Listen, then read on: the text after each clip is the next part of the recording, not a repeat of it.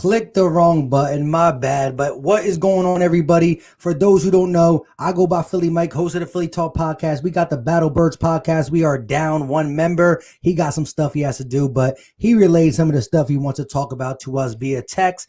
I wasn't getting it during the game because of my live play-by-play. But the Philadelphia Eagles lose to the Steelers 39 to 28, 11 points. 9 points. I'm all messed up in the game. But listen, it comes down to the Eagles coming out of halftime having a bunch of blunders when it comes to not being able to stop the game, stop their offense, I should say, and then we go ahead and throw an interception. People were getting at Carson Wentz for that interception. We're going to talk about that in a little bit. I want to get your take on that interception. I think it was a timing route issue. However, it came down to the Eagles battling back. Shout out to Travis Fulgham, 10 catches, like $162. Don't quote me, I lost it. Somebody in the chat should definitely let me know. But look, like Jim Schwartz was 152, 152, not 162. Jim Schwartz was doing questionable stuff all game. All game he was. However, you watched Claypool score 3 touchdowns on the Eagles, and on a 3rd and 8, you line your defense up with Nathan Gerry over Claypool. That right there is unacceptable. That is unacceptable. That right there is a timeout-worthy play. If we had any, I don't think we had at that time, or maybe we did have some. Probably not. I know we used them to stop the clock, but I can't get my mind off the play. 3rd and 8, a chance to get the ball back, or they kick a field goal, you get the ball back. Nathan Gerry, who we know sucks. He sucks. I know that. But Jim Schwartz got to know it, that they can't have him on the field in a, empty back set again? Or still, they had 4 receivers on the field. You have to hit your dime. You got to get Craig James. You got to get Nikel Roby-Coleman, Cravion LeBlanc, anybody. They're little guys, but they can still match his speed. Claypool's 6'5", but he runs a 4.43.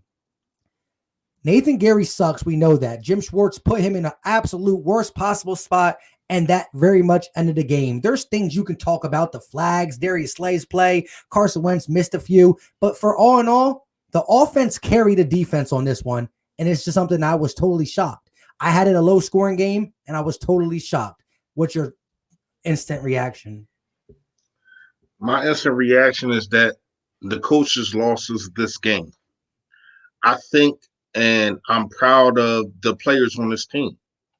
I'm proud of a Fulgham. I'm proud of a Carson Wentz. I'm proud of Miles Sanders, gutting it out. He couldn't get any yards. He broke one. We get that, but the player that I'm not proud of is Zach Ertz, and I'll get to him in a minute. You know what I mean? Now, on that first interception, that really wasn't on Zach Ertz. That wasn't on Carson Wentz. That really was on the refs. How do you not call that? The dude literally hit him 8 yards after the play. That is automatically a flag. He stopped the route. He's definitely stopped the timing of that route. And like you said, it was past 5 yards, so you can't get handsy. It wasn't just hands. Like, he literally put his shoulder in his shoulder and almost spun him around. The rest was horrible in this game. Some calls went to us. I thought as though that fumble, that was a fumble, wasn't a fumble. Listen, the rest is horrible.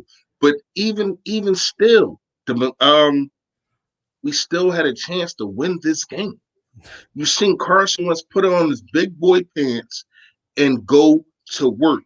We seen Fulgham. I don't want to hear about nobody else right now. Like, he is the star of the game. Win or loss, that dude came to play.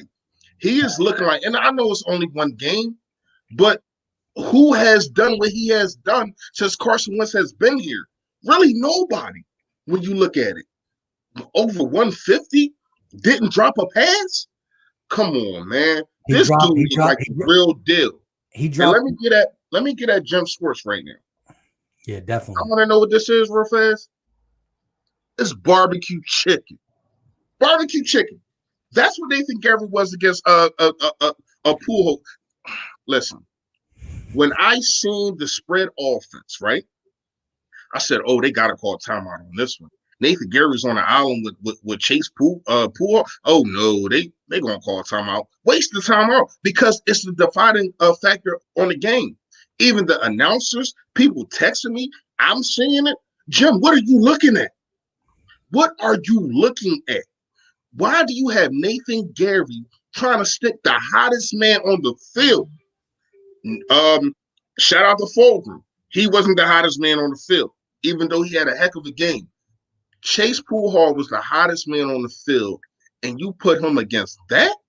And what does he do? Everything that we knew he was going to do. He stumbles. He tries to catch up. It's too late. It's no safety help. You got everybody one-on-one. The middle of the field is open. Yo, Big Ben was literally licking his chops and said, I seen him calling the play. He literally looked at Chase Poole and said, yo, that's you. And you don't call timeout? Like, first of all, once they got a five-receiver set, you pull Nathan Gerry from the rip.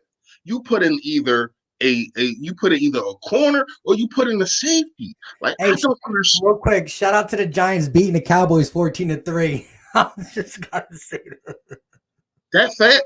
When I just got off that fast. I just came on my room. Yo, that's crazy. This division is trash, man. But real fast, man. A lot of people, people was texting me saying, Takeem Hilton said, "Man, Fresh called him Chase Poole. It's Claypool." Hey, whatever. He was like one of them sharks in the pool hall. He was one of them dudes that, hey man, I don't really know how to play pool and none of that. You know what I mean? Why don't you bet 500 on me? And he took all your money. That's what happened. 4 touchdowns. And this is what I don't understand real fast. I understand you scared of, not scared, but you respect Juju Smith-Schuster. He don't got it going this game. You have to go with the hot hand. You got to look at who's hot and who's not. Juju was not hot. This dude was hot. And can I just ask a question real fast? Why is it every single game we get beat by the same play for multiple 20, 40, 30-yard runs? I don't understand it. Like, why the end around? If you're going against the Eagles, you should automatically put an end around in your package. The Rams killed us 3 times with 20-plus yard end arounds. The Niners had like a 50-yard touchdown from Brandon Ayuk, and whoever number 14 on the Steelers got an easy touchdown because we do not. We're too aggressive to stop the run, which is good for that, but put that in the scouting report if you're playing against the Eagles because we can't stop the end around. I said that on my play-by-play, but real quick, I want to just say something about look, Nathan Gerry's garbage. We know that. We can't get mad at him anymore. When he's on the field and does bad, we can't get mad because why is Jim Schwartz allowing that? Like Fresh said, we should have stopped the play. I don't care. Just do something. No way on 3rd and 8 you see Claypool matched up with Nathan Gerry and you feel good. He's a tight end body with wide receiver speed. He ran a 4.42 or a 4.43. He's as fast as Justin Jefferson. He's as fast as John Hightower, but he's 6'5", 230. Like, this is crazy. Now, no development needing. He's a natural receiver. That was one of his down things. He might need to be developed. He had a horrible quarterback at Notre Dame. But listen, he's a baller. You don't put your worst defender, your slowest defender, on the baller on the opposite team. If anything, you double them. You give somebody one-on-one coverage who shouldn't have it. But you double the guy who's been killing you all game. Look, we can pick and point all these different situations in this game, but watching the game, we kept putting ourselves in bad positions. Defensive pass interference. Some we got, some were questionable. But the penalties, the offsides, all that played a part. But at the end of the day, with Travis Fulgham, with Carson Wentz throwing to him, even the strike that Jalen Hurts throw, we were able to stay in the game. The offense had to keep us in the game. We're down 4 starters on the offensive line, 3 or 4 starters at wide receiver, and the offense was the better part of this team, which is sad. I had it being a low scoring game. It was the exact opposite. And we can't win a shootout when it comes down to trusting the defense at the end. 3rd and 8. Nathan Gerry shouldn't have been on the field. It should have been a dime package. He should have had 2 safeties and 4 corners. That's it. So you play that package. You don't have Nathan Gerry on the field. It's just, it was just like a storybook ending of how the Eagles season's been going. How the season's been going. The Cincinnati Bengal tie, disgusting. The Washington football team let down, disgusting. And the rally back and lose this way is just it's heartbreaking. And it goes to show that this team is much more than Carson Wentz. People want to grind Carson Wentz for every bad throw he does. It's more than Carson Wentz. We don't run the ball. When we do run the ball, it's boring. We got that 75-yard. Hold on, real fast, because we kind of shout out to Joey, my guy, man. Joey, shake squad up. What's going on, man? If y'all haven't subbed to that dude, make sure y'all sub to that dude. But let me get into something real fast. At the end of the half, what was you thinking, Doug? Like, this is why I said this is on the this loss is on the coaches. At the end of the half, you haven't really run the ball at all this year, and you choose to run the ball 2nd down only to burn a timeout. When it's a minute and something change left. Now, I get you. I seen you on your line, Mike. You got on Hightower. That was a rookie mistake. I'm going to give him the benefit of the doubt. He shouldn't have did it. But Doug Pederson, you have been a head coach for 5 years. Why do you run the ball only to burn a timeout? If we have that timeout, that pass to JJ Arthur-Whiteside, we good. That's a field goal. Then we go into the game with we go into the half with some type of momentum. But you know what I mean? It was bad play calling. Correct me if I'm wrong. Anybody in the chat, Mike, correct me if I'm wrong. Did you see one rollout for Carson Wentz? I didn't see one rollout. That's a problem. I understand Carson Wentz held his ground. He stood tough in the pocket. But that's not the best quarterback that you're going to get. And he still balled. Just imagine if you would have had him on the run against these dudes. This dude sometimes was running for his life. They had 5, 6 sacks because you kept sticking him in the pocket. Now, I don't understand. You're saying that he had his best game against the 49ers when you rolled him out. But no, you want to say, I don't care that this is a blitzing defense. I don't care that this front 4 or front 7 can get at you. I don't care that this is aggressive defense. I seen no misdirections. I seen no type of end arounds. Like everything that they did to us, we should have been doing right back to them because we're aggressive defense and so are they. I don't understand what Doug is thinking. What are you looking at? Why literally everything is Manila. Even with you bringing Jalen Hurts for one play, that was Manila too. It's just that it was something different. The defense was so worried about Jalen Hurts, so you had Richard Rodgers running, and that's another thing. If you're going to run that play, have a speed guy there, not Richard Rodgers. Richard Rodgers is there to block, man. Like his personnel, the way he uses his players. I don't understand it with Doug, man. This loss right now is on the coaching staff. Jim Schwartz, you fumbled the ball. Doug Pederson, you fumbled the ball. We had these dudes on the rope, man. We had them on the rope. Carson Wentz was balling.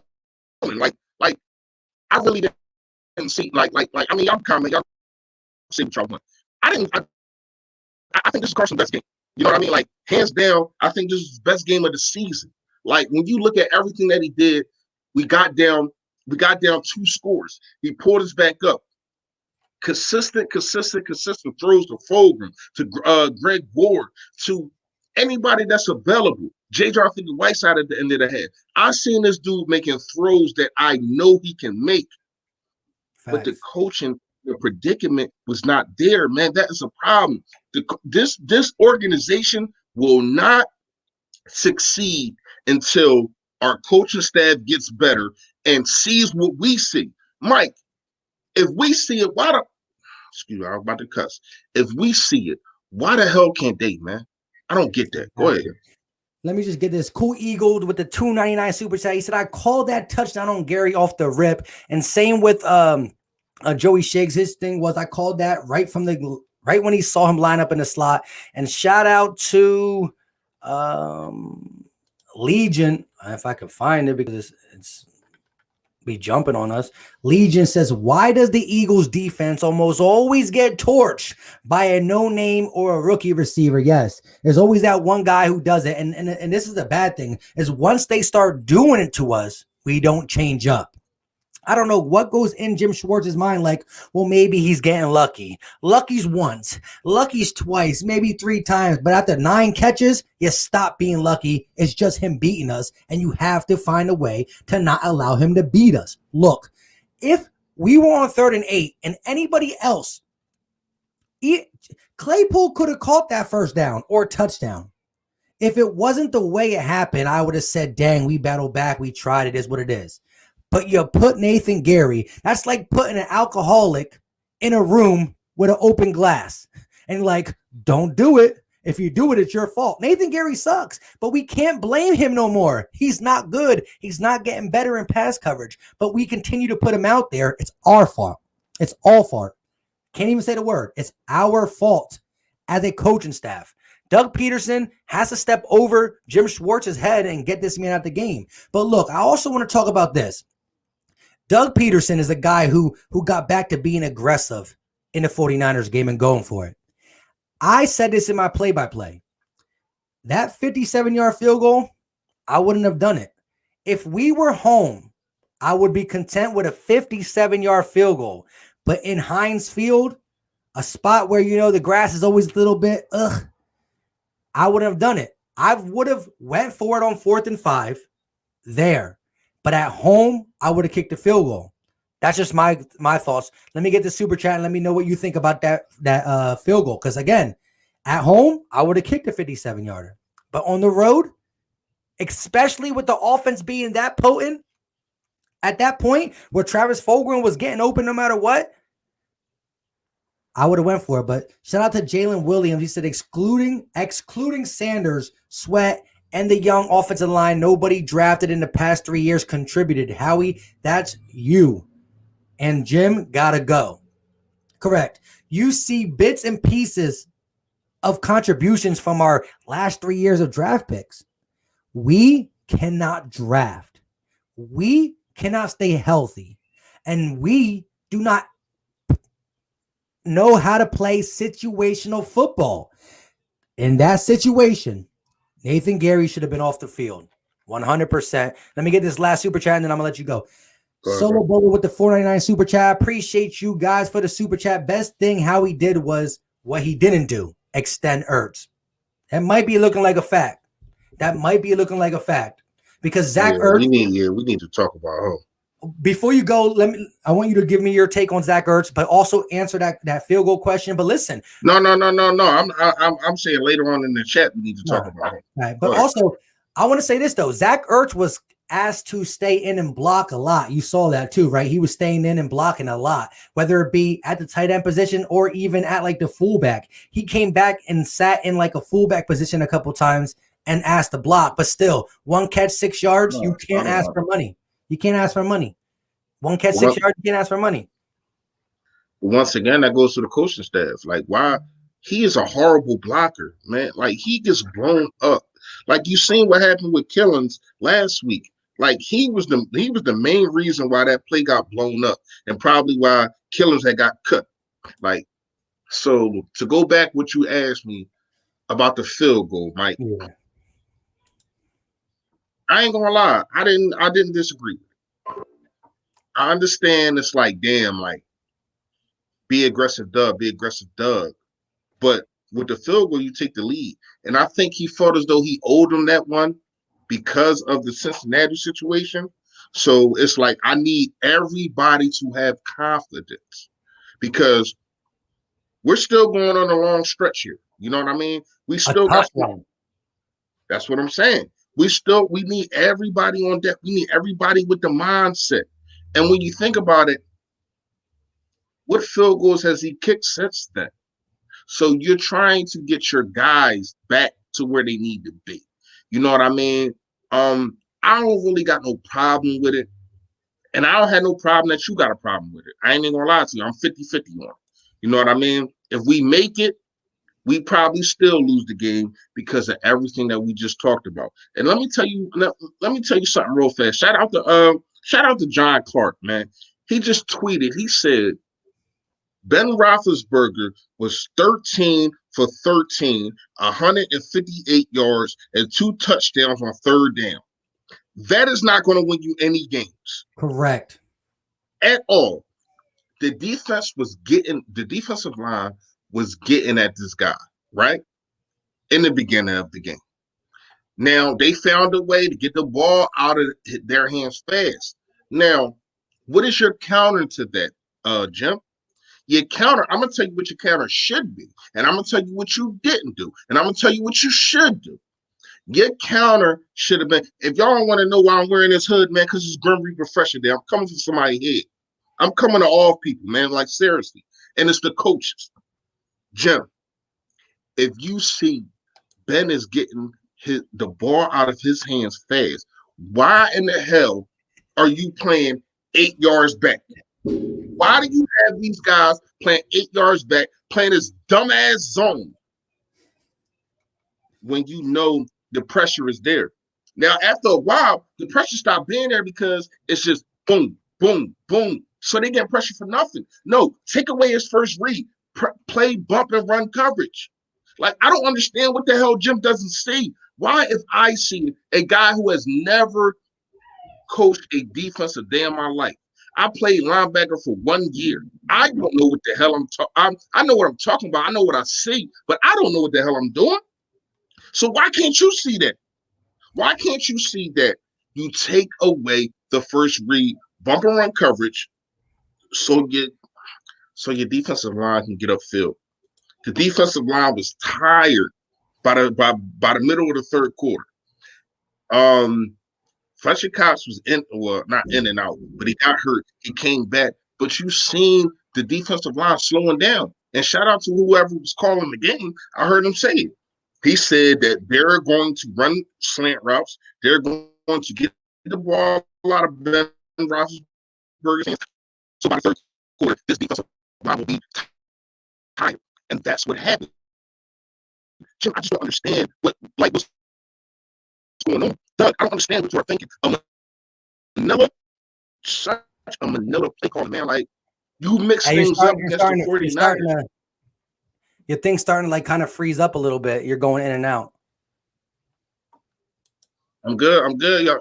Give me a thumbs up, y'all. I'm good. Give me a thumbs up. You're just like you're like delayed a little bit. I'm good, y'all. Give me a thumbs up. Come on. Let me know y'all can hear me. Because I'm on a rant right now. I ain't playing. We can hear you just a little bit delayed, but you were kind of messing up. But go ahead. Finish your thing. Yeah. So basically what I'm saying is, Jim, I don't understand what you're saying. Doug, I don't understand what you're saying. No rollouts for your quarterback? I understand you try to roll the ball. I seen one screen against this aggressive defense. This defense likes to rush up and get to the quarterback. Why don't you counter that by running screens? You ran one screen the whole game, and it worked. I don't understand what the play calling was. I don't understand a lot of these things, man. I seen Carson Wentz stick it out. I seen Carson Wentz get hit, get back up, make play after play. I see Fulgham. Oh my gosh, he played the best at wide receiver I've seen since probably Deshaun Jackson and Macklin was here. Like, this dude looked like the real deal. That's one good that we got going on for us, man. This dude looks like really the real deal, man. Go ahead, Mike. Yeah, Travis Fulgham. I mean, he looks legit. Number 13.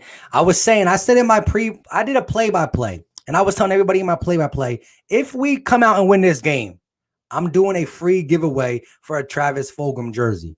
And we lost the game, so I don't know if I'm going to do it, but I still might do it anyways. Somebody in this subscriber pool of mine needs to be rocking a TF 13 number jersey. Anyway, shout out to CW Gearhead. He said, man, I had with the $5 super chat, may I add. Man, I had high hopes for Gerry after last year, what he did in coverage, but it's like he totally changed to be more of a run stop and tackler than through coverage. Again, look, talking about a guy who led the Eagles last year in interceptions, played great coverage. He comes out and is the exact opposite. He's still not a great tackler. He's better, but he can't cover nothing now. And so at the end of the day, it's disgusting. Look, I can't get mad at Gerry no more. When he's in the game playing bad, we know he stinks. But the coaches keeping him in, it's on them. Jim Schwartz had so many defensive blunders in this game. Like, there were times where he was playing back a deep zone. He's playing Darius Slay back in a deep zone. He's the back end coverage guy. So he's dropping back into coverage, and somebody gets a 3rd and 11 on him. They get a 3rd and 11. They throw a 15-yard pass on 3rd and 11, and he gets the catch wide open because Darius Slay's asked to play a part of the field that doesn't really matter. Listen, y'all watch the game. Now, I know as a D coordinator and a defensive back, you got to keep in your mind that they might hit you with a double move out of nowhere. But how many shots did the Steelers take? They weren't taking shots. It was all slants. Even the big Claypool touchdown was a 15-yard catch, ran in for 30 yards. Look, this team is bad at tackling. This team does not execute. The coaching staff don't put these guys in the right position. A la Rasul Douglas over here playing lights out for Carolina. Look, we got problems. And a lot of people still, even in my play-by-play, was coming at Carson Wentz for the couple things he did wrong this game. Like, we're way past that.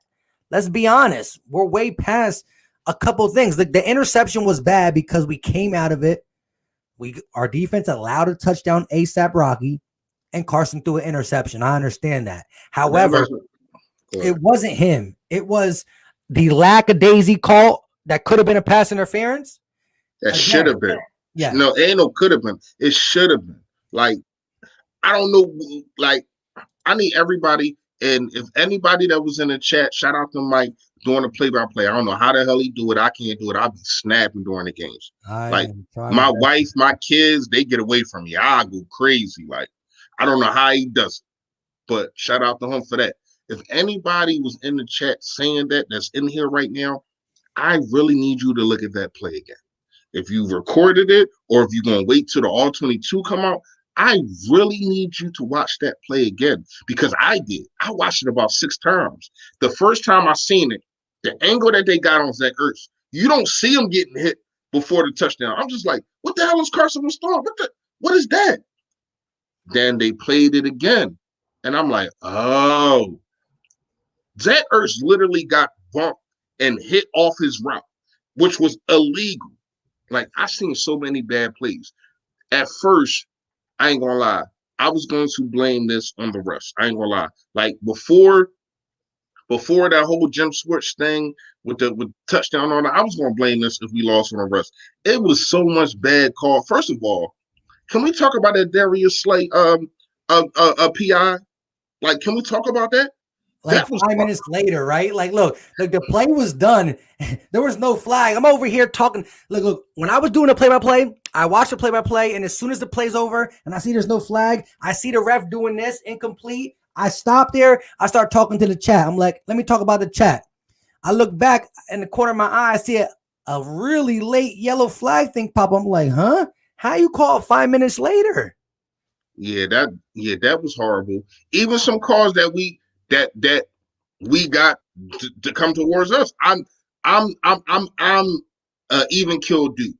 You know what I mean? When it's wrong, it's wrong. I seen some plays. First of all, when Carson Wentz got sacked and the guy hit him, and that 15 yards, no, that was bad. You know what I mean? I seen some plays, man. I seen some bad holding calls that wasn't holding. I seen some phantom plays, man, and that's not the reason that we lost this game, though, y'all. I can't put this on the rest because we still had a chance to win the game. Facts. And I gotta give Strat some of this, man. Strat, you gotta get some of this smoke, man. To miss that tackle on 3rd and 8 when they went up and scored. Yeah, 3rd and 8 when he missed the tackle. It was like 3rd and 4, 3rd and 6, I think, and he missed a tackle on Ebron. You're right. He missed the tackle. That set up the touchdown before the Claypool touchdown, which that set up the end around for like 65 yards inside our 5. Yeah.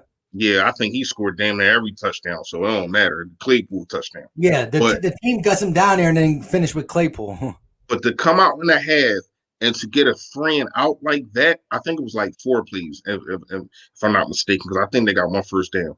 But to come out and to do that, and then you just miss on that like you need to go straight. Like half of this team needs to go straight to the tackling machine. Other than Jalen Mills, Darius Slay, who I hope is healthy. Oh my gosh, man, we cannot afford for him to be out. Jalen Mills, Ronnie McLeod, Darius Slay. Exception from them and Kayvon Wallace too. I think Kayvon Wallace balling a little bit. Other than that, I need everybody just to get on that tackling machine. Like I need you to tackle that dummy until you can't tackle no more, until your shoulder hurts. Like seriously, I don't understand. Like LeBlanc, like what? Like how do you miss that? Like and it's not like he was going full speed. He juked you or anything. You just whiffed. That to me, that was the deciding factor of the game. Even though we still had chances to win the game after that. But that right there is a killer because we come out in the half and we stop them. Carson Wentz already in them. He feeling it now. They can't stop Fulgham. You know what I mean? He was making play after play after play. And if y'all want to talk about Carson Wentz, what is there really to talk about that he did wrong? Yeah, that's what I wanted to address this real quick. Now y'all smoking. Wentz needs to realize our line is young and can't hold the ball with that line. Let me say this, correct. But he didn't. In this game, he wasn't holding the ball long. And even when he was holding the ball long, he was able to avoid sacks. So you're talking about holding the ball only matters when you get sacked. You can hold the ball, and if you avoid a sack, nobody's crying over that. So at the end of the day, Carson Wentz got sacked, 3, 4 times, and most of them, and like maybe 2 of them on that last play, which didn't really matter. He did a good job knowing when to get the ball out and when to extend it. Also, you got to remember, if you're in the pocket because your head coach don't roll you out, if nobody's open, you can't throw the ball away from the pocket. People in my live chat were telling me throw the ball away. He's in the pocket. If you throw the ball away in the pocket, it's called intentional grounding. If you try to throw the ball close to a receiver, it could be a pick. So at the end of the day, Carson Wentz made some mishaps. But to me, this was a well put together game by Carson Wentz when you look at the line that was blocking for him and everything that he did. Listen, the Eagles haven't scored more than 25 all season, and we got to 25 last game because of a pick 6. So the offense pretty much scored 17, 18, 17, 19. This team against a Pittsburgh Steelers defense that's played really good because guess what? In the last 23 games, the Steelers have never scored more than 30 points. So that's a shot at our defense, not our offense. The Steelers haven't scored over 30 in 23 games. That's almost 2 years. And we allowed them to score 30. That's a shot to our defense. And we should have got blown out. But oh, by the way, the Carson Wentz and the offense were able to keep up with the Steelers offense. So I think when you look at this thing in a vacuum, the offense could have did some stuff better. I do not like that Doug Pederson did not roll Carson Wentz out. However, I'm going to negate the rolling out just because we scored 30, almost 30 points, 28.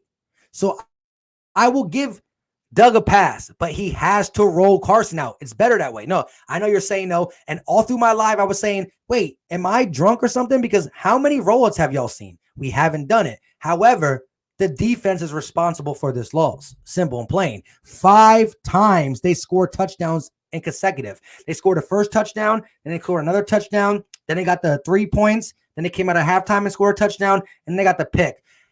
If you're a defensive player and you know that the last 5 times in a row the Steelers touched the ball, they came away with points, you got to feel disgusted.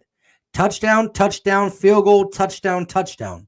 That was 5 consecutive drives, and we couldn't match it. This is what I need everybody to do. Stop listening to them announcers, okay? Sometimes them announcers don't know what the hell they talking about. Seriously, like, and I'm not just saying this just about Carson Wentz. I'm just saying that, period.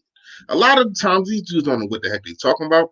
They getting paid just to talk, and they talk live, and they say a lot of things that don't make sense, but they're live, and people listen to them.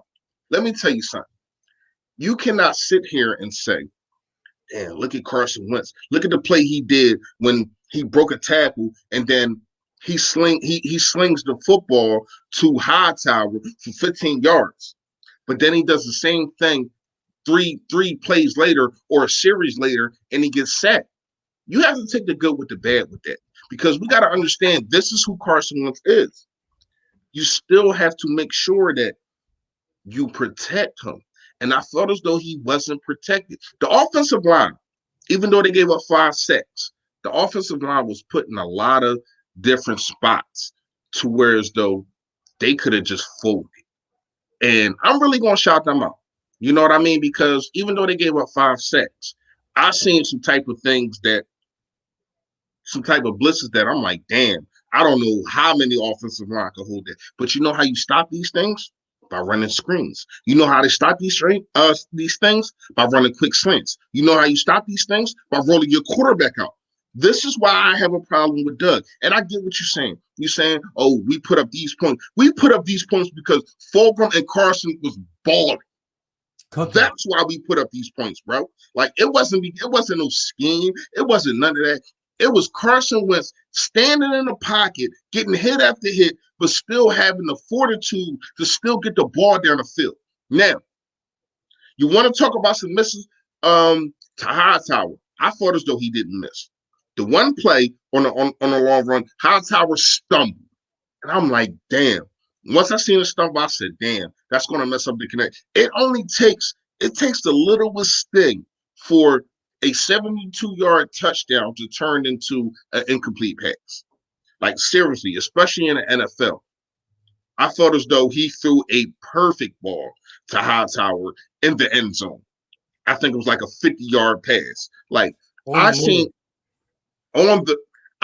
Carson Wentz willing and dealing today. And it seemed like he's starting to get his mojo back. I don't know why it happens with these young guys and not dudes like Deshaun Jackson, because I feel as though that one play, the first one I was talking about, the Hightower, where Hightower stumbled, if Deshaun Jackson's in there, Deshaun Jackson hit his head on the goalpost.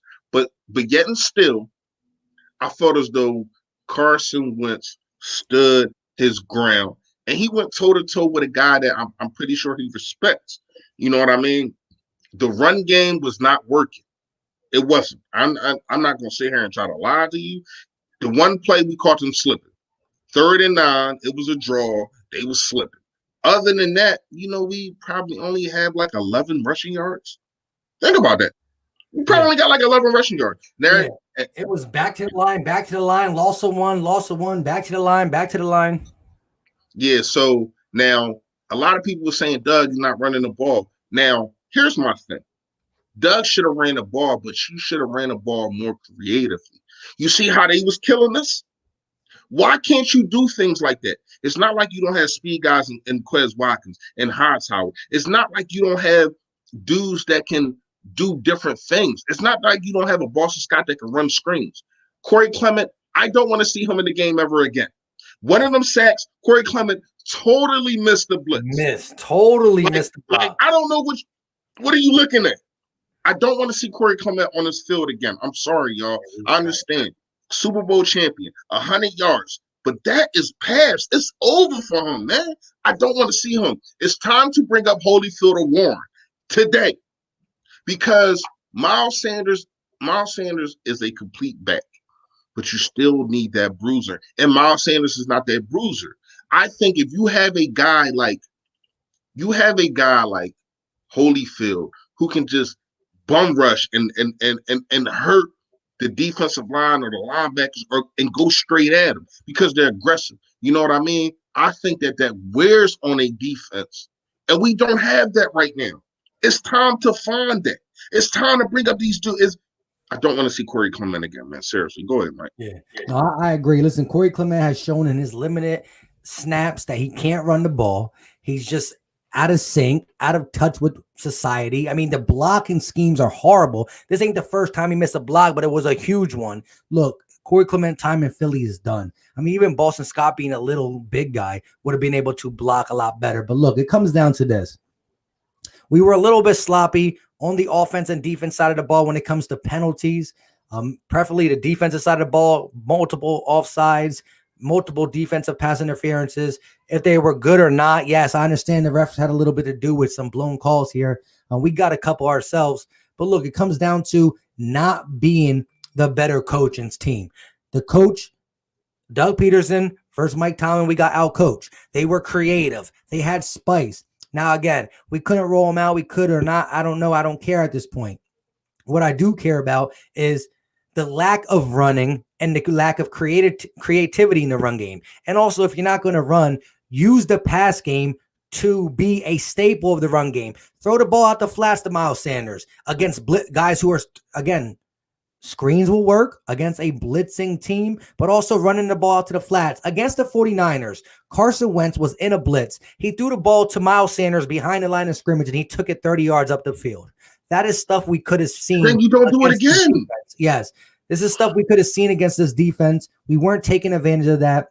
We were able to stay in this game because of the connection of Carson Wentz and Travis Fulgham that got built in this game. So look, you don't take many losses with something good out of it, but we got a guy in Travis Fulgham who I think we're going to be able to build on that. I think we still can get some guys back healthy. I'm not holding my breath for Alshon and Djax, but at the end of the day, this defense that was first in sacks, second when it comes to a per game basis, didn't show up. And we didn't show up on the back end. I'm talking about the linebackers and all the secondary help. Because listen, there was multiple times in this game I saw the D line get pressure, but there was somebody open in the secondary and they just threw a pass. Big Ben got rescued. That scheme though, bro. Like yeah. We played too far. We played too far off. But there was times where I saw the D line get pressure in the first 2 seconds, and the ball gets thrown to an open guy, and it's like, bro, the D line can't go to work if you don't hold your position a little bit longer. Look, the scheme is bad, and we got some bad play by the cornerbacks this game. Crevion LeBlanc with a key missed tackle, and it wasn't even like Ebron was about to run through you. Ebron was blindsided. You were hitting his back. You were hitting his back. He caught the ball. Wasn't even facing you. Tackle this man. And it was huge because next play, end around to number 14. Don't know his name. 65 yards to the 5. Like, look, this team on defense looked very bad. Very bad. All levels outside the D-line. And the D-line got beat with some end arounds because of how aggressive we are to try to stop the run, which we held James Conner in the check. We're not going to win games if we're asking 4 backup offensive linemen, all these backup wide receivers, which still played good, but we should be winning because of our defense and the offense keeping it flowing. We can't. I'm glad our offense almost put up 30, but if we got to put up 30 with our offense, we're not going to win because we're not going to be able to do that more as much as we want to. We're not that potent of an offense at this point. We need our defense to play football, and it's not there. It didn't come out. 5 consecutive plays. 5 consecutive drives were touchdowns or field goals. You can't win that way. Yeah, you're definitely right about that. I seen some plays though. I seen some dog out of, especially in the first half. Well, really the first quarter. I seen some dog out of this defense. But then once the first and fourth. The first and fourth quarter, they were dog. Second and third, they were what you were eating, barbecue chicken all across the field. Exactly. Now, like I said, hopefully Slay, he whatever it was, man. I hope he get well soon, fast, because we going to need him. You know what I mean? But yeah, you're right. The rest of the defense, especially Nathan Gerry, barbecue chicken, y'all. Barbecue chicken. I'm gonna keep saying it. Here's the thing, real fast, right?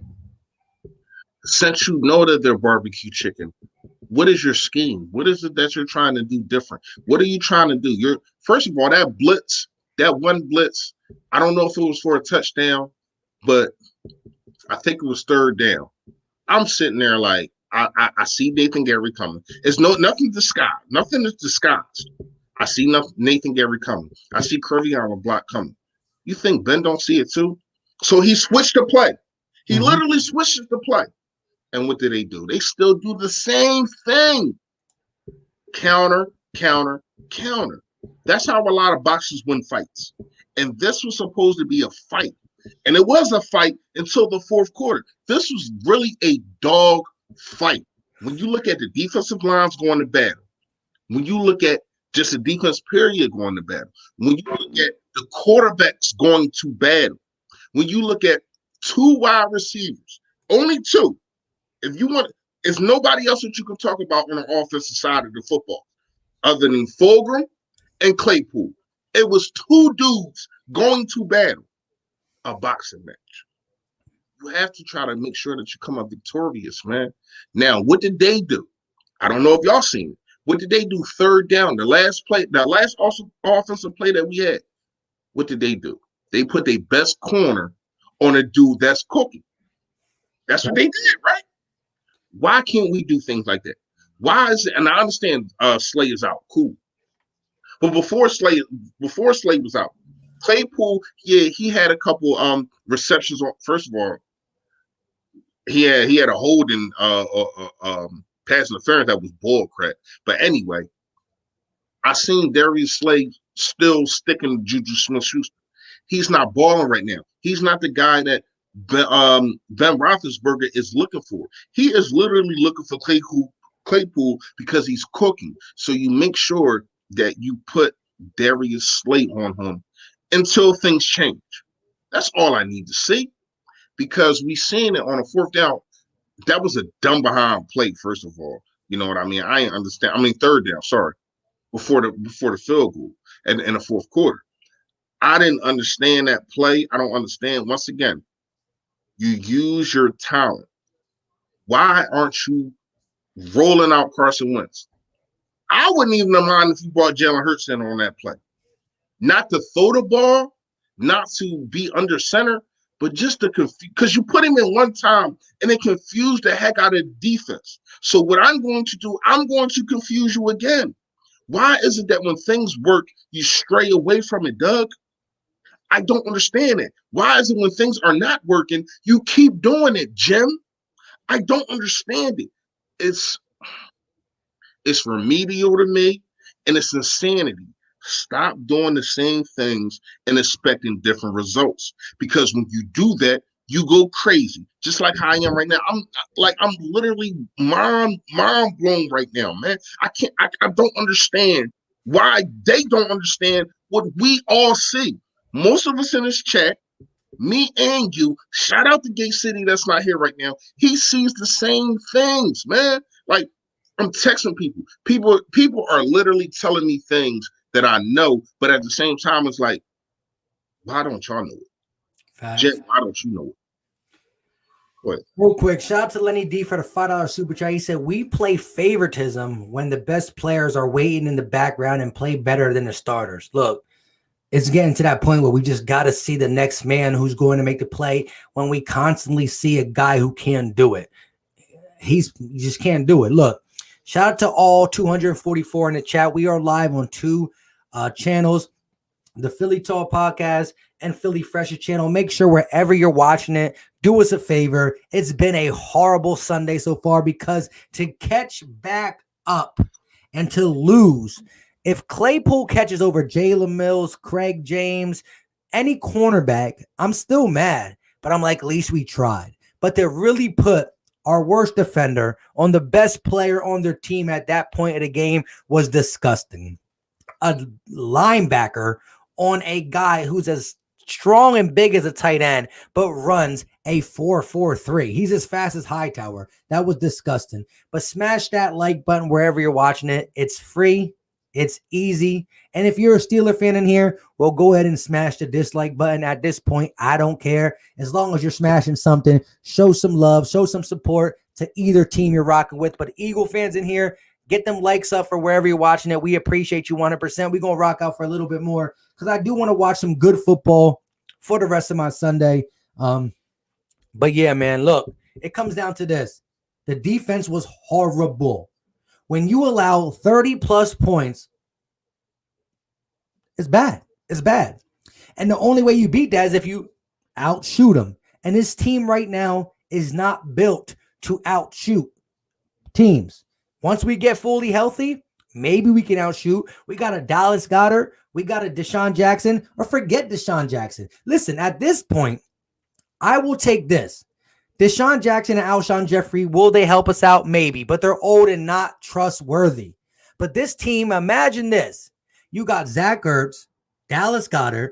You got Travis Fulgham, who, if he can duplicate a game like this, is our legit X receiver. And then you got the young Jalen Reagor, who's on IR. So yes, Deshaun Jackson and Alshon Jeffrey, I guess I'll take them, but maybe not. Because if you got Travis Fulgham, Jalen Reagor, Dallas Goedert, Zach Ertz, and Miles Sanders, you got a formidable offense. Now, I'm talking about shooting out with the Steelers. But no Dallas Goedert, no Jalen Reagor, 4 backup offensive linemen. We needed the defense to help us out, and they never came home from San Fran. They still on the plane from San Fran. They didn't make the travel. You're talking about 5 points, 5 drives that ended in points back to back to back to back to back. And I probably said that only 4 times. I don't care at this point, but you can't do that. You got to get a stop. Now, we got some stops in the first quarter, some stops in the fourth quarter. That's why we got back into the game. But the defense gave up 5 consecutive touchdowns. And then on the most important play of the game, 3rd and 8, Gerry lined up against the guy who got 3, not 1, not 2, but 3 touchdowns. You put Gerry on him? Shame on you. And you see, look, before the play, the chicken was full. But when they hiked the ball, it was nothing but bone left on that meat. Barbecue chicken, man. Wait, real quick. Shout out to my guy, Big Chaotic, with a $9.99 super chat. He said Andy Wentz has to go. He's not going to get us there. It is what it is, but Schwartz and Doug got to go too. Listen, I think Carson played a pretty darn good game. That pick to Zach Ertz was either pass interference and or Zach Ertz not being, it was a timing route. Carson was throwing at an area and he got pushed off his mark. Some people say it was pass interference.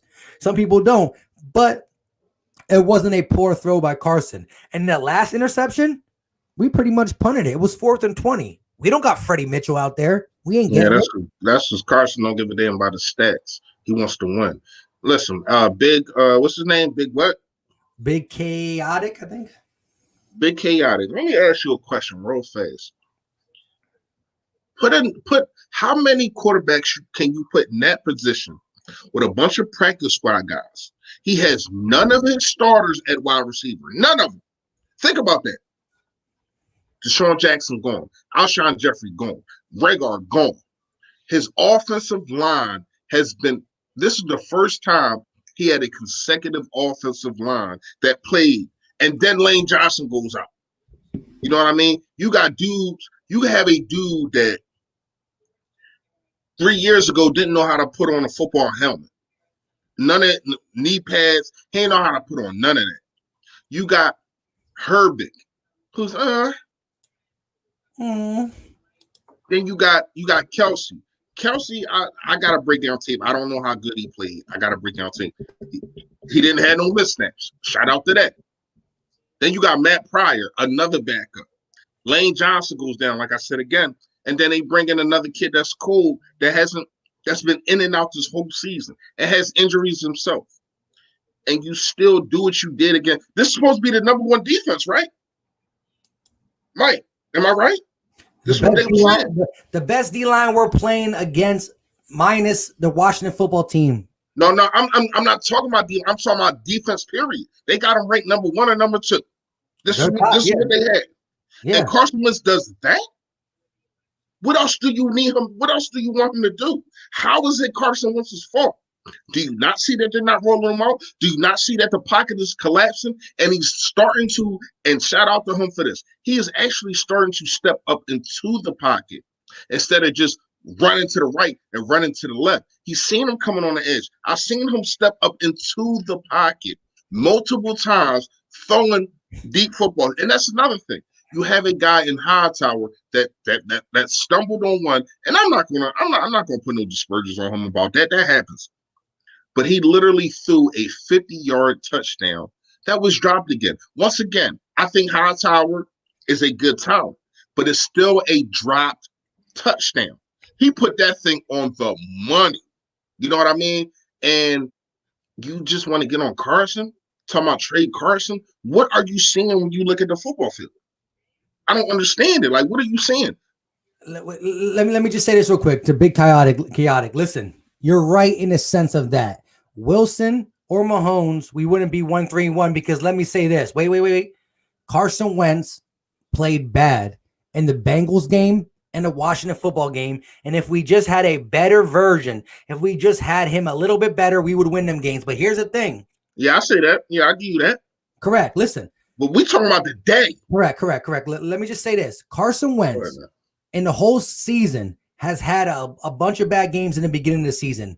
Even a Carson Wentz supporter and myself will say Carson Wentz was playing horrible week 1 and week 3. And you could even say week 2. But there's been a different Carson Wentz in the Niners game, even with the picks, and the Steelers game. We've seen a guy who was doing stuff with players who, again, are backups in this league and making them better. Now, I will say this. If Carson Wentz just gives you a C- or C+ game against the footballers or the Bengals, we win them too. So then we are 3-1-1. You know, we lose to the Rams because the Rams beat us in all facets. They beat us and our defense couldn't stop them. They just beat us all throughout the game. But we should have won the Washington football game and the Cincinnati game, and we would be 3-1-1. And then this wouldn't look as bad. Again, Carson put us in them predicaments, but since then, he's been playing a lot better, more to the Carson we know, the creator, the move around the pocket, get it done type guy, and the defense and or the plays around them have been also part of the problem. Since that, we beat the Niners. But if you look at this game, give me something that Carson Wentz actually did bad in this game. In this game, the worst thing he did was throw the interception after halftime, which I honestly put it on a timing / should have been called PI fault. Like, it wasn't him. It wasn't Carson dropping back, feeling the pressure. And what are you doing? So Carson Wentz played a good game, a pretty darn good game in this game regarding that Travis Fulgham, who's pretty good. But where was this his whole career? I mean, he's been places. He had Stafford throwing to him. He had Rodgers. He couldn't get on the field. He's on the field for us because all the people off the field. So it comes down to Carson Wentz played good in this game. He played good against the Niners. But let me be the first to say to you, we should be 3-1-1 if Carson played good football early. And again, nobody had an off season, but some people need it more than others. And I'm going to chalk it up to, well, he needed it. And he did play bad. But we got to give him the benefit of the doubt. Until he plays bad more games than he plays good, I'm going to rock with him. And until he's not our friend and not our starting quarterback, I'm going to rock with him. I mean, real fast with his last comment. Can I read his last one before we even go to the next one? Because he's getting all the love right now. Who? You know what I mean? You just brought up Big Chaotic again. Yeah, you were. Go ahead. No, real fast, man. You bring up Lamar Jackson. You bring up Mahomes. You bring up Russell Wilson. Do you want to know the difference between them and Carson Wentz? It's coaching. It's scheme. How about you look at that instead of just looking at the numbers? Because I'm pretty sure that's what most people do. I'm not saying that's what you do.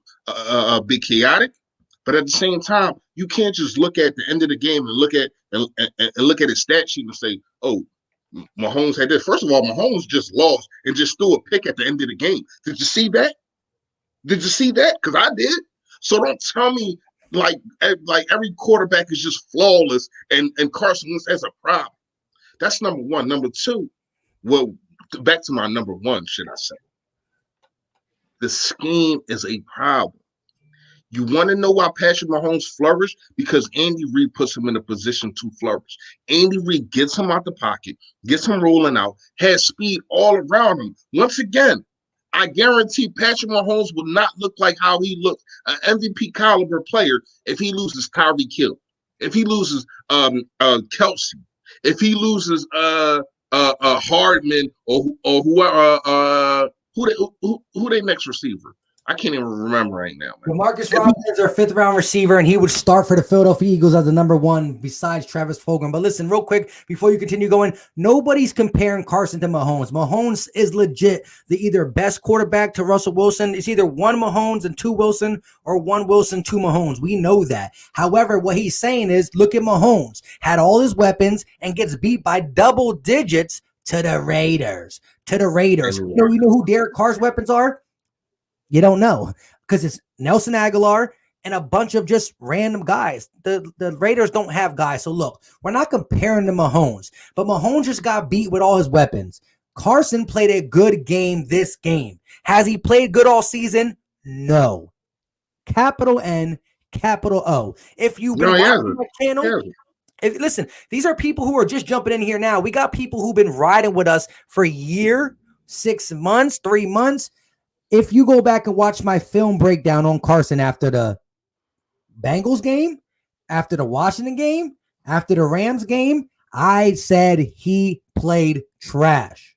But I'm not ready to take a decision that is huge for the organization when it comes to money and the future and to bench him for Jalen Hurts. I refuse to bench him for Jalen Hurts when he was on a 3-game blunder, because it's a organizational decision that's going to affect us for years to come, money-wise and just everything-wise. So I was saying I have to see Carson Wentz continue to suck to make that educated guess. And in that time, he got a W against the Niners, and he played a good game against the Steelers. I said, if we win this game, I would have said, if you told me we scored 28, I think we win, because I thought our defense was going to be better. I didn't think our defense was going to allow 30 plus to a team that hasn't scored 30 points in 23 games. Let's keep that in context. The Steelers haven't scored 30 points in 23 games. That's going back. That's almost a year. That's at least a year of football. They haven't scored more than 30, but they do it against our defense. So it comes down to Carson Wentz ain't going to outduel Ben Roethlisberger. Just look at their weapons compared to ours. You got Juju, Claypool, and Deontay Johnson, who went down again. Deontay Johnson goes down. That's why Claypool got the run. Another Victor Cruz all over again. We get backup receiver to come in and just ball out on us. And I said that during the pregame. I was like, Victor Cruz was nobody. We knocked down 3 of the receivers. He comes in and balls out. Well, now Deontay Johnson goes out, and here comes Claypool, because Claypool's only their red zone threat, really. Yo, shout out to all of y'all in this chat, giving Nathan Gerry the business. I've seen people say trade him for coffee, trade him for Windows 95. There's a whole bunch of stuff that you don't even need. I mean, and it seems like we really don't need Nathan Gerry, and I don't understand. But once again, that's coaching. I mean, what you want Nathan Gerry to do? Yeah. He's a bum. He's a bum. But once again, you got to look at the coaching. If I know he's a bum, if most of y'all in the chat know he's a bum, why Jim don't see that? Schwartz. We blame Schwartz. But let me just say this one quick thing about something. Again, week 1, week 2, week 3, I said, I don't care if Carson Wentz is throwing to XFL players. You can't throw the balls he was throwing. He was missing players wide open. He was throwing into double coverage. He was making mistakes that are beyond the players playing with him. I gave him all that smoke. However, I think he played pretty good this game. That's all I'm saying. So the excuses, I said there is no excuse for why Carson's playing bad. Because it's not bad like, ooh, Carson threw a good pass and it was a tip ball interception. Carson overthrew Miles Sanders. He missed Zach Ertz multiple times. He threw in a double coverage to J.J. Arcega-Whiteside. He threw to Zach Ertz inside shoulder instead of the outside shoulder in the Bengals game. These were all horrible throws. But if you're just coming on my channel now talking about why are you defending him, well, you haven't watched me for the 4 weeks where I was giving him the smoke. But it's an in the moment type conversation. I can't talk about what Carson Wentz did week 1, 2, week 3 in the post game of the Steelers. What I'm talking about now is Carson Wentz and the offense were the bright spot, and the defense was straight trash. Go ahead, Philly Fresh. Somebody just commented, you know what I mean? It was a minute ago. I've been trying to bring it up, but you know. What do you say? Who is it? I don't know. It was a minute ago, bro. They said, Fresh said Carson Wentz is the best player in the NFC East. And I still feel that way. It's nothing that you can tell me. You know what I mean? Until I'm proven wrong. Because I look at it, right? You want to talk about who's better than in the NFC East. You want to talk about it? You want to say Zeke? Okay. I mean, that could be argued. You want to say Dak? Oh, hell no. Could you imagine, once again, and I'm going to keep saying this because people seem to think that just because you are a franchise quarterback and you're a quarterback of an NFL team, that if they put out trash cans and light poles, you're just supposed to make magic.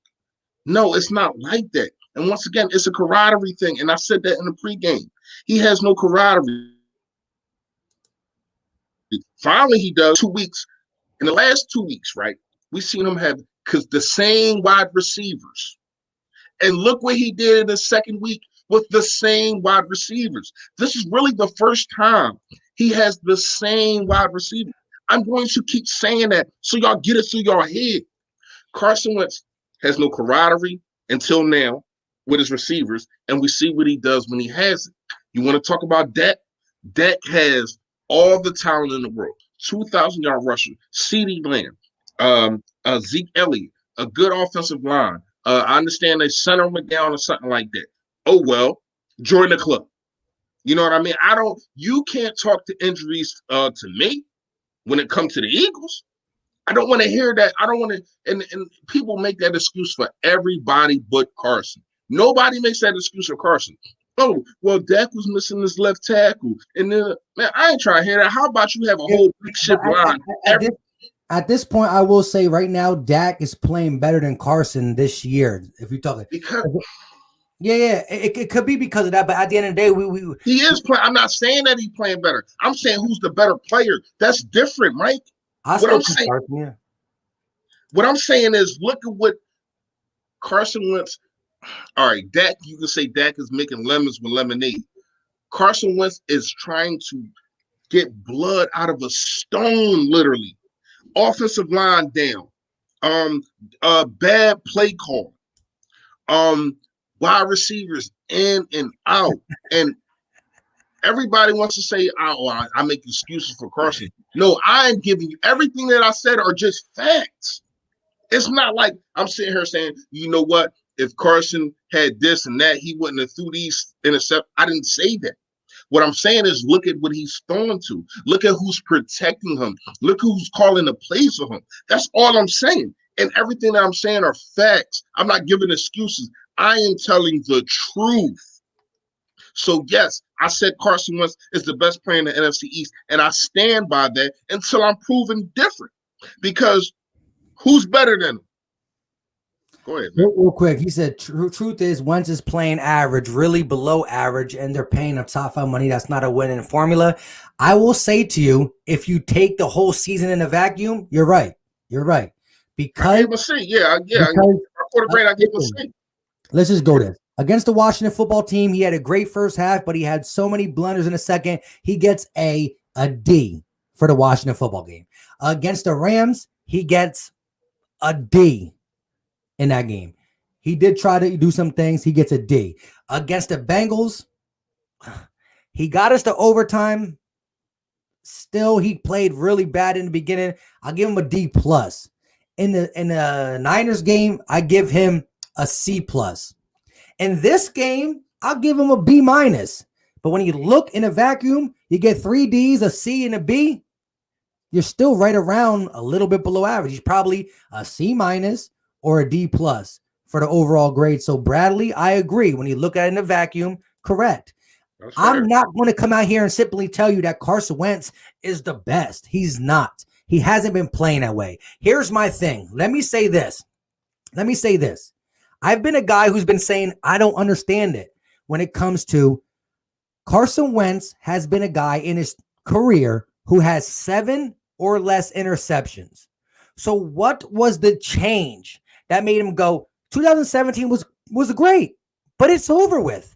But 2018 wasn't that great of a season, but he had 7 or less interceptions. 2019 wasn't a great season, but he had 7 or less interceptions. What changed on Carson Wentz that he went from having 7 or less 3 years in a row to having 7 plus now? That is what I'm trying to figure out about Carson Wentz. And that has to go to a little bit of coaching, because you don't do it for 3 years straight to just not be able to do it. So that's my thing. It comes to Carson Wentz interceptions, they're momentum killers. They were at bad points in the game. We brought the Washington football team alive with the interceptions.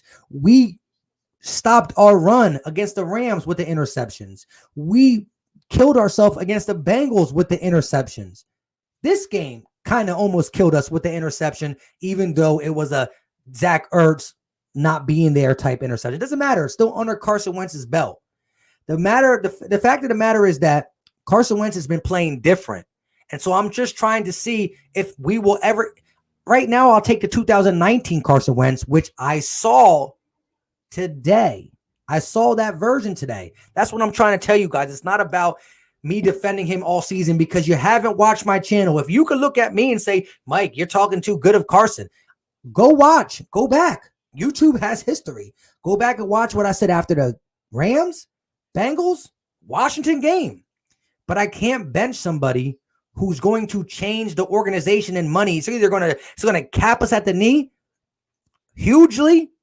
If we bench him and we let $100 million guy sit on a bench, and then we just, I mean, what are you doing? What are you doing at this point? We have to see what we got, because decisions can be made for next year and the year after.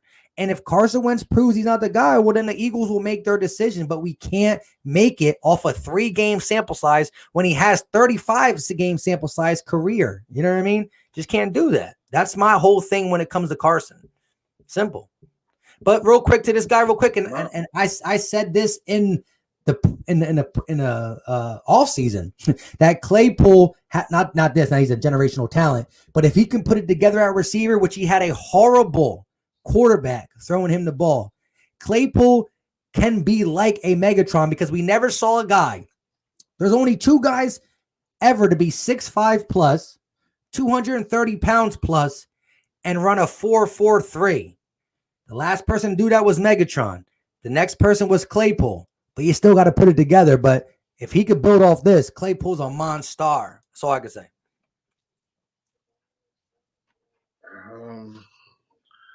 Y'all can say what y'all want.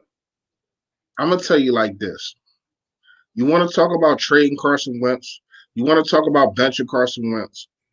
If Carson Wentz was on that Kansas City Chiefs offense right now, you would see a whole different player.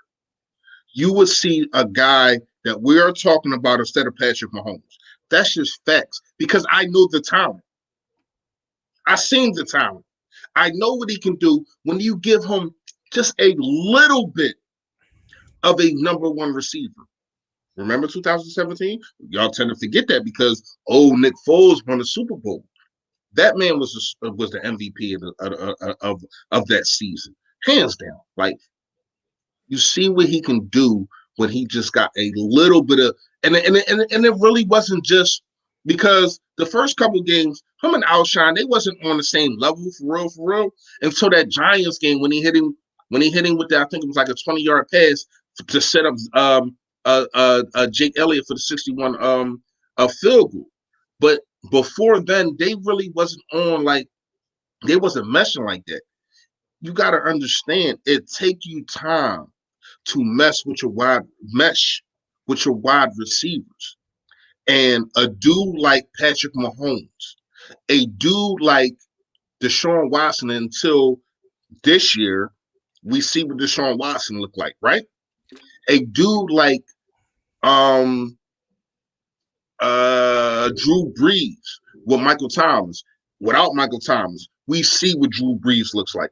So you got to take in perspective, like, it's not about just who you have, it's how long you have them for. How long have y'all been practicing?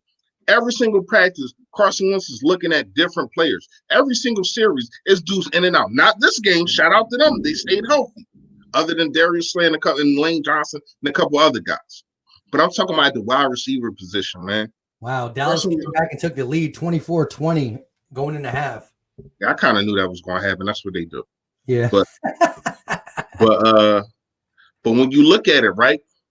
When you look at it, Carson Wentz has no type of mesh with his receivers. So when you're asking this guy to look around every single series, I said this pregame, I literally seen him grab Travis Fulgham last week and told him, no, bro, you're supposed to be here. That's because there's no camaraderie. That's because he got a makeshift line and a makeshift wide receiver. And that's because of injuries. It's really nobody's fault. We don't know whose fault it is because of this. But when you look at it, I think if Carson Wentz has a steady diet, which he had in 2017, nobody was hurt all year. LeGarrette Blount was healthy. Jay Ajayi was healthy. I think he missed a couple games. Correct me if I'm wrong. Blount was healthy. Jay Ajayi was healthy.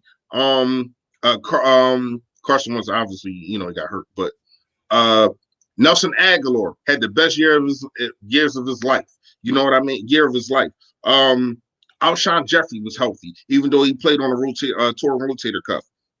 For the most part, the team was healthy. Yeah, and that's what I'm saying. Like, it's camaraderie. If I think even with these receivers right now, I would like to see some more of the Quez Watkins, implemented. And I need my guy Rhaegar back. I think he's a dog. I need Rhaegar back. But even with these receivers right now, you see what this guy can do against the number 2 defense. This is the number 2 defense, right? And this is what everybody kept spitting to me all week. Oh, man, this is number 1. This is number 2 defense, yada, yada, yada. You see what my guy just did? Y'all talking about trading him? Are y'all serious? All right, I want to address this, and I want to address a couple more things. Solo Bowl said, appreciate the 499 super. He said, Mike, I asked you a week ago, past and present, is Wentz worth the bread? You said, yeah, you still stand on that? Yes. Here's the reason why. Look, we're talking about a forward-thinking, a forward-going organization. I'm talking about the NFL in general. Listen, come next year, the year after that, maybe next year, no, because of the coronavirus dip. But first of all, we did not plan for COVID-19 to hit us. The average quarterback salary is going to be $35 million. You're going to get guys like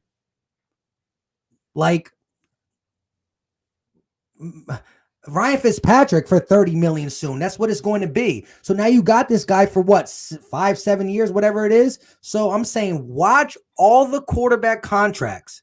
Kyler Murray, Josh Allen, Lamar Jackson. You're like, well, they're all better than him. That's debatable. But watch all the quarterbacks' contracts in the next 3 to 4 years. We're going to say we got Wentz at a discount. Now, here's the other thing I want to address. Kevin, you're saying everything I said. Carson Wentz could not use the excuse talent around him when he overthrew Miles Sanders, when he threw in double coverage to J.J. Arcega-Whiteside, when he threw to the wrong shoulder of Zach Ertz, when he threw the ball to the dirt at Miles Sanders on a screen pass.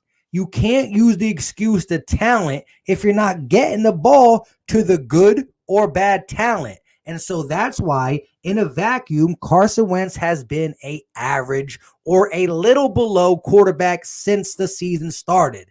However, I'm talking about a guy who I know more than 3 struggling games. Listen, Carson Wentz has always been a quarterback that misses high and misses low. But They'll with take four, but here's the thing, Mike. They'll take 4 plays out of a whole game and talk about that. Like when you say overthrow, that's 4 plays.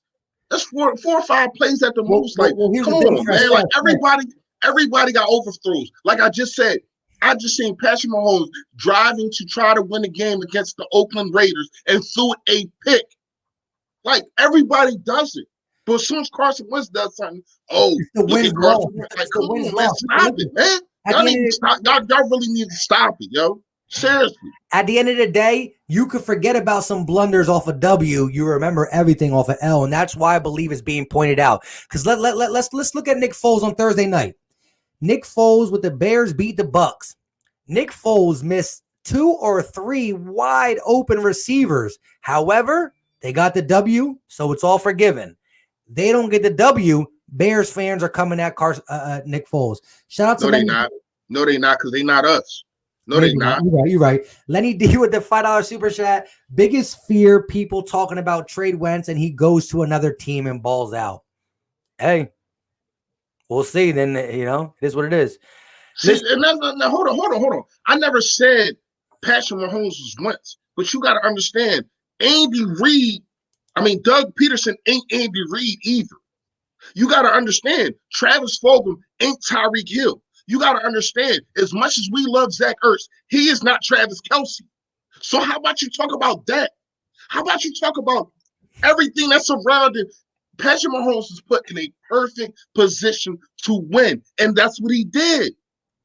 In 2017, Carson Wentz was put in a perfect position to win. What did he do? He went 11-2. He won. Like, I'm not like y'all gotta stop it. Y'all gotta stop thinking that it's just a one-person game. This is the most this sport right here. You have to make sure that you lean on all of your players more than anybody in any other sport. You got to depend on everybody. You got to, especially at the quarterback position. You got to play. You have to depend on your offensive line. You got to depend on your coach. You got to depend on your wide receivers to catch the ball. You got to depend on your tight ends. You have to depend on your running backs to pick up blitzes, to not fumble. You got to depend on your D. You have to depend on so much. And we're just looking at Carson Wentz. But how about you looking at what he's throwing to? What he's throwing to? I'm going to go on the record, and I said this before, but I'm going to go on the record live and Sunday Night Live. Let me tell y'all something. I'm going to say it just like this. It's only one quarterback that could have did what Carson Wentz did last year with those weapons, and it ain't Patrick Mahomes. It's Russell Wilson. I'm not saying that that Carson Wentz is better than Patrick Mahomes. Snap. Dak caught a touchdown pass with I am looking at the circumstances, and I'm looking at everything that I see around Carson Wentz, and I'm looking at the coaches, and I'm also looking at what's hindering him. Carson Wentz has not played good this quarter. I graded him a C, but at the same time, you seen today? Did you see today? That's your quarterback. That's a guy that's going to put everything on the line. That's a guy that's going to make sure that he does everything to win. I don't understand why y'all don't appreciate that. That's where I get mad at. Why don't you appreciate your quarterback? You want to talk about all these other dudes that overthrows, that throw interceptions. Y'all want to talk about all these other dudes. How about y'all start giving your quarterback some damn respect? How about that? Come on, man, stop it. At the end of the day, I'm going to say this because we're at an hour 24, and we pretty much said everything we could say about the game and all that. But here it comes down to this. Carson Wentz has had problems this year, but Carson Wentz by far was not the problem in this game. Let's keep it at that. You look at the first 3 games, Carson Wentz costed us 2 of them. You look at the rest of the season, Carson Wentz has been the reason we won the San Fran game. He's the reason we were in this game. Him and number 13. Simple and plain. The defense did not show up in Pittsburgh. The coaching staff was not there. Carson Wentz and Travis Fulgham pretty much kept us in this game. So Carson Wentz in a vacuum has not been good, but I feel confident saying going forward, he's in the right direction with a team that has no identity. None. Do we run the ball? Once in a while. One game we'll run the ball 5 straight times. Then we won't see it ever again. The offensive line has been a revolving door. The wide receiver position has been a revolving door. These are the positions that Carson Wentz relies on most. The O-line and the wide receiving core. And again, no excuses for week 1, 2, and 3. Because even if we had good guys, he couldn't hit a dumpster. He was missing throws horribly. But today, against the Steelers, we were in the game. Carson Wentz and the offense put us right in a chance to win. And again, after allowing the defense to score almost 30 points, you go ahead and allow Nathan Gerry to play against the hottest receiver in that game. You lost the game. Gary's trash. Jim Schwartz' scheme all game was bad. And at the end of the day, the only reason we were excited after halftime and after that interception by Carson Wentz was because of Carson Wentz in the offense. Carson Wentz in the offense kept us in this game. It's as simple as that. Go ahead and say your end pieces because we about to get about it. I'm about to finish watching this game a little bit. Eat some food. All right. Y'all know how I get. I'm not apologizing for anything that I said. I meant what I said. I get a little hostile when people like just say things that just I don't understand. You understand what I'm saying? Like, I get that you want to get on Carson Wentz. He needs to play better. If you just say that Carson Wentz needs to play better, you point out things that he does, but just say, oh, he overthrew this guy and he overthrew that guy. That's why we need to trade him. That's blasphemy. That's bullcrap. That's S9, S10, S11. Like, stop it. Shout out to all of y'all for being in here. I appreciate it. Even though we have differences, I still love talking my ish to y'all. Every single last one of y'all, if y'all agree with me or if y'all don't, y'all entitled to your own opinion. I'm not trying to take that away. I'm just trying to make y'all see what I see. You know what I mean? I'm trying to make y'all put the fresh goggles on. You know what I mean? But once again, man, shout out to y'all. We took a loss that we should have won, that we could have won, and it hurts right now. I ain't gonna lie, it hurts right now, but I cannot in no way possible, shape, or form put this loss on my quarterback. It's coaching that costs this game. And that's just facts to me, man. You know what I mean? Got videos coming up. We can chop it up later, man. Make sure y'all stay tuned. Yo, that. Yep. With all that being said, like I said, we got 314 people in here wherever you're watching it. If you're watching on the Philly Tall podcast or the Philly Fresh channel, make sure you smash that like button. Eagle fans have different opinions. Yes, we do. But we still have one ultimate goal, and that's to get a W, which we haven't done this year, but one time. And so things got to be corrected. Listen, I'm going to say this one more time for the people coming in here. Carson Wentz has been bad throughout this season, but in the last 2 games were his best 2 games. Now, they weren't A+ games, but they were solid games. Again, the defense totally let us down. The offense could have been better at times, but the defense let us down big time. And so we're going to have to bounce back at home. Are we home for Baltimore? Yeah, I think so. It's going to be tough. Listen, let's not get it twisted. Wait. We finally got fans though. That should be exciting. 50%. And it's crazy how now that I'm starting to think the governor is a Pittsburgh Steelers fan. Like, how all of a sudden, as soon as it's Pittsburgh against Philly, oh, now y'all can get fans. Come on, stop it. But that's neither here nor there. Go ahead, my bad, Mike. Go ahead. No, you're good. It's just pretty much saying, like, look, we know where we got to get better. And listen, Carson Wentz, like I said, for the first 3 weeks were bad. He's got better. He still has room to be better. But he's also doing this with a very short supporting cast. It's no excuses. It's excuses when we can't get it done as a whole. But if you overthrow Antonio Brown or Greg Ward Jr., an overthrow is an overthrow. But you got to, you real need some fast. chemistry. No. I ain't even talking about chemistry. You got to understand, it's sometimes that it's a reason why these guys are legitimate wide receivers, because it's sometimes that I seen it all across the league. Like even in the Super Bowl last year with Patrick Mahomes, that when they was down and Patrick Mahomes just threw that duck up, Tyreek Hill went to go get the football. Like that was a bad throw. But people are not going to say that. So basically what I'm saying is sometimes a wide receiver can make a quarterback look good by making a good play. You know what I mean? That's all I'm going to say. Go ahead, bro. No, I agree. 100%. You can get saved by a wide receiver and all that good stuff. However, what I'm trying to say is that if it's Antonio Brown running the route or Greg Ward Jr., if the pass is overthrown, it's overthrown. But I believe that Carson Wentz is playing better the last 2 games. We're going to get a better version of Carson each and every week as he grows with these receivers and we continue to get healthy. Isaac Salamalu, Lane Johnson, who went out, maybe JP back, but maybe do we want him back? Really? I don't know about that.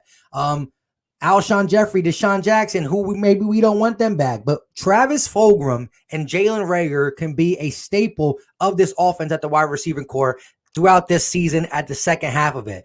But here's the thing. We should have won our easy games. That's the Washington game and the Bengals game, because now we lost against the Steelers in a hard-fought game that, again, our defense, Daniel Jones going deep, and he overthrows them. Anyways, shout out to all 253. Come on, man. You did your play-by-play already, man. I know. I'm done with that. I'm messing with you, bro. We got to be better as a team. And that starts with the defense, who should be the motor. Who's more healthy, the defense or the offense? You got 4 offensive linemen out, 3 receivers out. So you're 7 missing on the offense. Out of 11 players, you're missing 7. On the defense, you're missing 2. The defense got to be the strength of this team, and it wasn't, and we lost. Shout out to everybody in the chat. Make sure you smash that like button on the way out. Philly content creators are never going to stop. We all bleed green. We all think differently, but we got one goal, W. And it's going to be a very hard one to get against Baltimore, but you got to hold some faith. And this is exactly why we needed them early ones to go on this stretch. But go ahead and say real fast. It's looking like we got another common goal. I'm looking at this chat. I think our other common goal is to cut Nathan Gerry. Definitely. And he'd have lasted the Mohicans to that 2017 draft. That's the crazy part. He's the last. He'd have lasted the Mohicans. Go ahead, Mike. What you were saying, bro? Go ahead and give him your little Yoda. We out, Satan. Oh, snap. Hey, man, we out of here, man. I appreciate everybody stopping by. Make sure y'all. I gotta look at who won the giveaway. The Greg Ward. I asked how many yards Greg Ward was gonna have. He obviously ain't have that many. I think he only had like 20, if that. So I gotta check my comments, and that gift card to be coming to one of y'all. So stay tuned. Make sure y'all listen to the comments, because the last 2 weeks people had not been commenting me back when I told them that they won. So make sure that y'all, check it out. Y'all check it out, and appreciate everybody for stopping by, man. Seriously, man. Y'all already know what it is, man. Stay Philly, stay fresh, y'all. Facts. And for those who were in my play-by-play or not, or just jumping in here, I said if the Eagles won, I would have did a Travis Fulgham jersey giveaway. I don't know what contest I would have did, but I would have allowed my subscribers to get entered in the contest to win that jersey. We lost, but I still might do it. So stay tuned. Make sure you got post notifications turned on my videos, because if you watch 5 videos out of the 7 I put out and you missed the one with the instructions on how to get a free Travis Fulgham jersey, it's going to suck, especially if you're one of them guys who always catch my videos but miss that one. So stay tuned. One of my next couple of videos, we might be really doing a jersey giveaway, because at the end of the day, we need something to be happy about. You know what I'm saying? We need something to be happy about. Until next time, you guys know what time it is.